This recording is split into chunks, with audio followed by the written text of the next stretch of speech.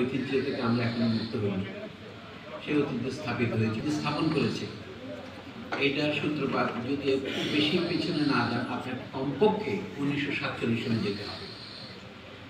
190 বছর পর্যন্ত যে ব্রিটিশ শাসন এখানে ছিল, তারা যাবার সময় তড়িঘড়ি করে তাদের যে ব্রিটিশ এম্পায়ারের নাম ছিল ইন্ডিয়ান এম্পায়ার, যেটা অ্যাডেন থেকে শুরু করে পূর্ব বার্মা পর্যন্ত জড়িত ছিল, তো সেইটা ছেড়ে যাওয়ার সময় তারা পাকিস্তান এবং ভারত নামে দুটি রাষ্ট্র তৈরি করে দিয়ে চলে যায়।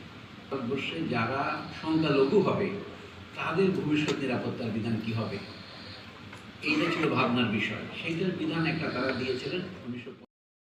বাংলায় বলবো। সলিমুল্লাহ ভাইকে দুইটা ধন্যবাদ। প্রথমত উনি কিনোট স্পিকার হিসেবে যে বক্তব্য দিয়েছেন সেটার জন্য, কিন্তু আমার মনে হয় ওনার প্রধান যে ধন্যবাদ পাওয়ার যোগ্য সেটা যে আজকে যে বক্তব্য দিলেন এটা দিয়ে ইজ সো কম্প্রিহেন্সিভ, এবং এটা আমাদের আসলে টুক আস টু আর রুটস। আমার যে রুট যেটা আছে, আমাদের যেটা আমাদের যে প্রধান ঐতিহ্য এবং আমাদের যে জন্ম, সেই জিনিসটা আমাদেরকে ফেরত দিয়ে গেছে। পাকিস্তানের ইতিহাস বলেছেন, পাক ভারতের ইতিহাস বলেছেন, কিন্তু